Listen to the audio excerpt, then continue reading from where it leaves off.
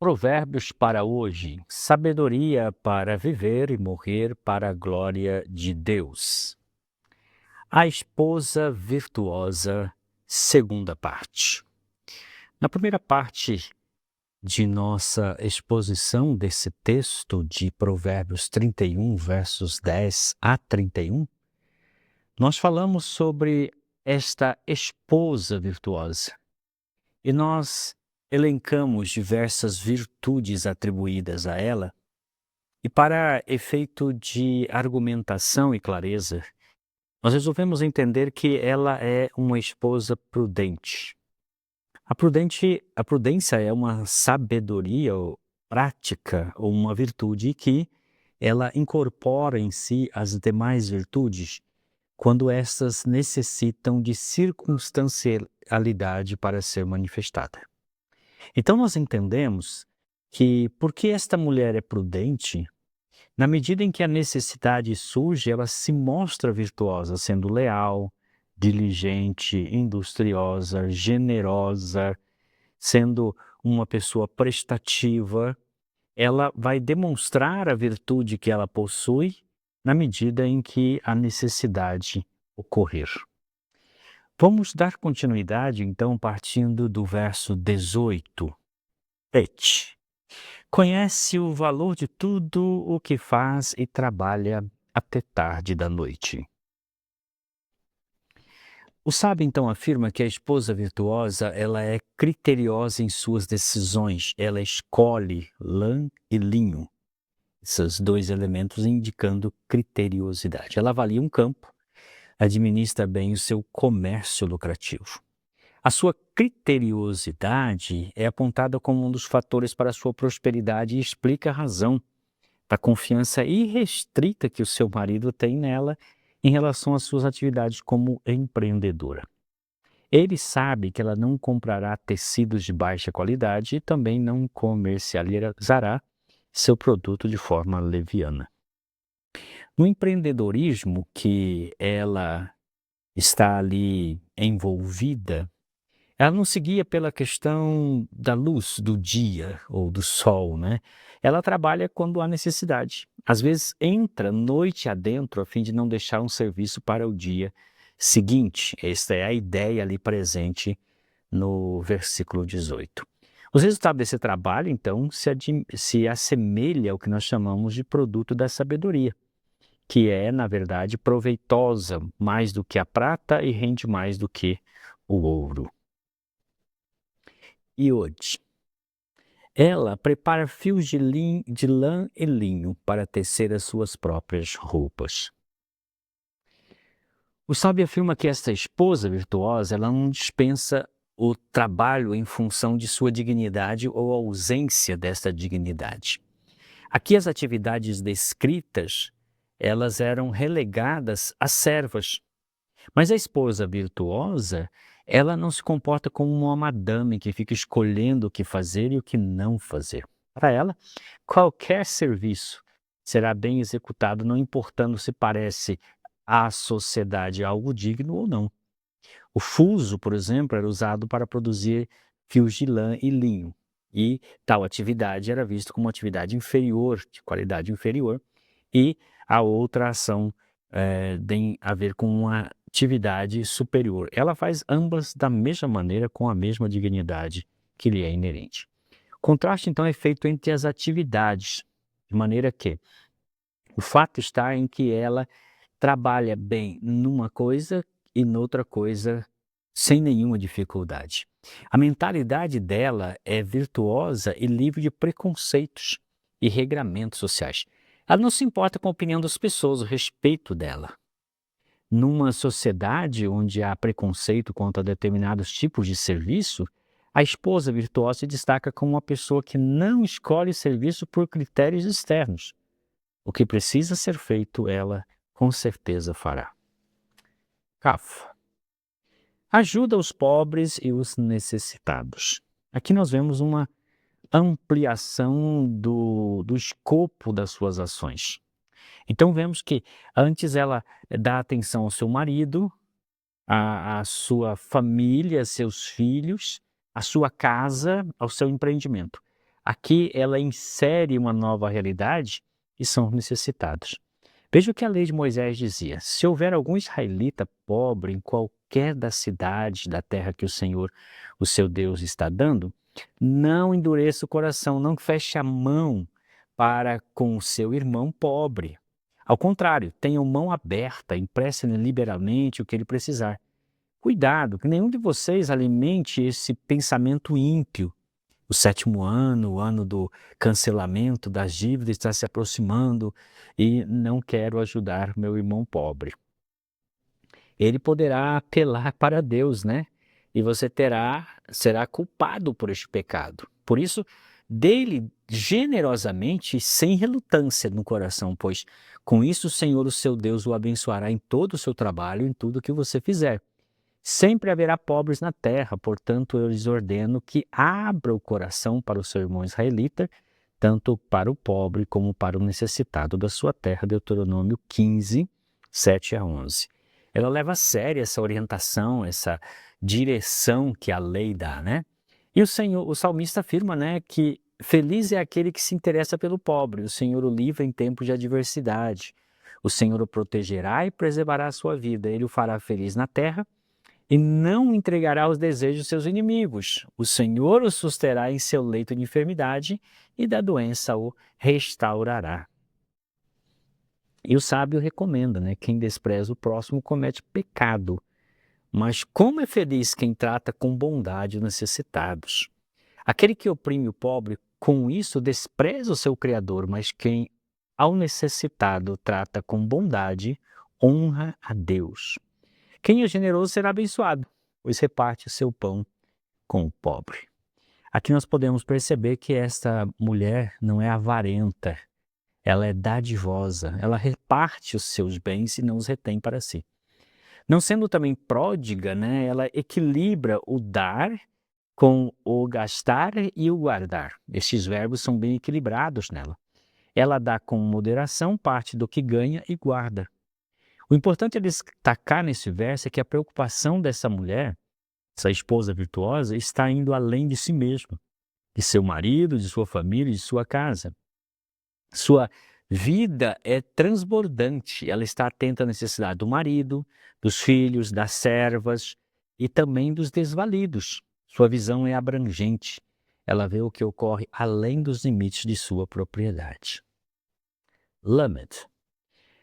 Quando faz muito frio, ela não se preocupa, porque a sua família tem agasalhos para vestir. Veja que ela está dizendo aqui que não tem tempo ruim para ela, né? Cada oportunidade da vida, ela demonstra sua virtuosidade. E aqui nós vemos a proatividade. Ela é benéfica a toda a sua família. Maridos e filhos não se preocupam quando a estação fria está chegando. Ela já agiu preventivamente. Quando o frio chegar, haverá roupas quentes para toda a família. A proatividade é a capacidade de pensar e agir preventivamente, agir antecipadamente. Antes que a ocasião se apresente, o proativo já pensou e agiu. Neste caso, ela é assim apresentada.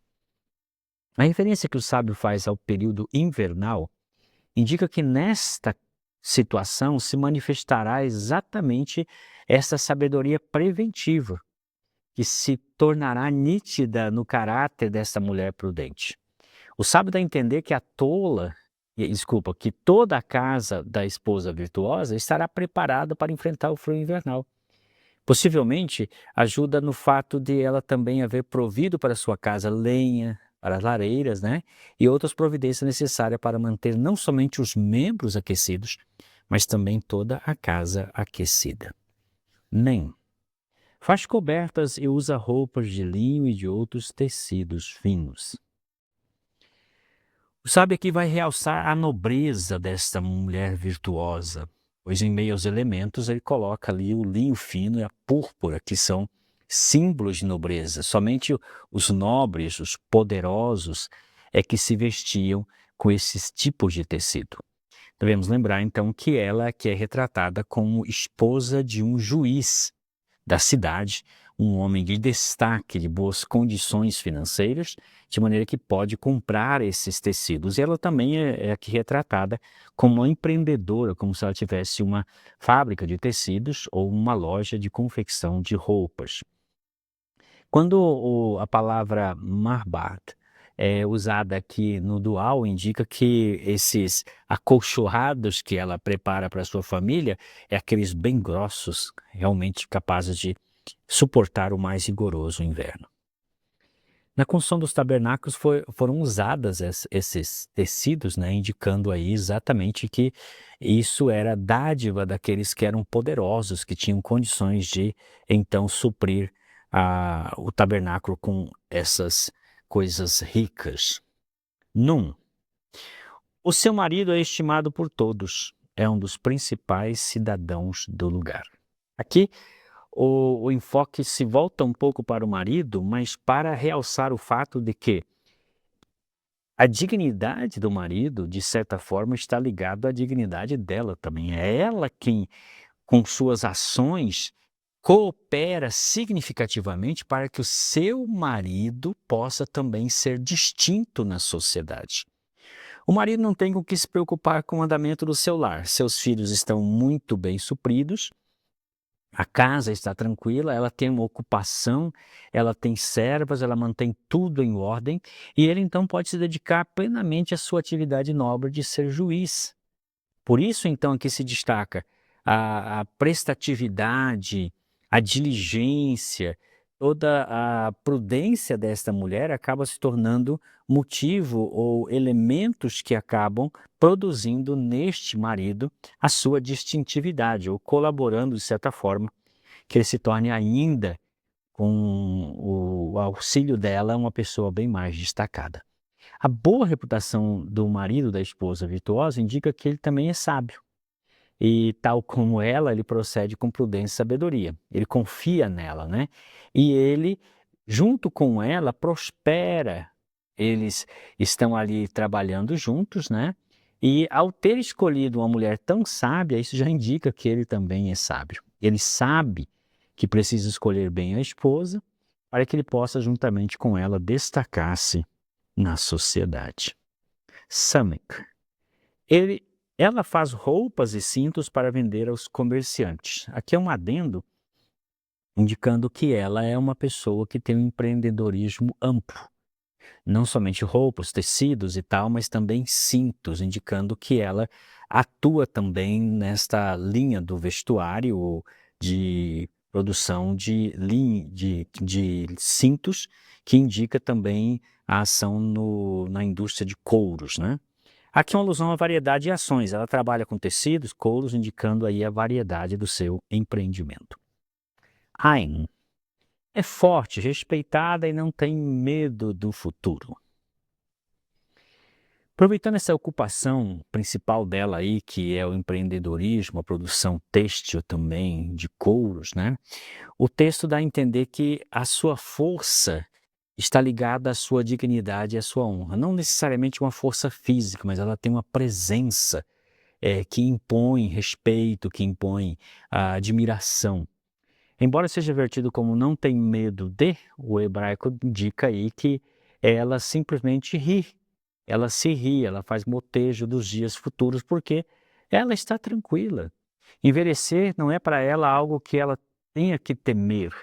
Ela encara com bom humor a passagem dos dias. Está livre de ansiedade, preocupações, e a sua vida transcorre de uma tal forma que o passar dos anos lhe traz mais alegria e não pesar.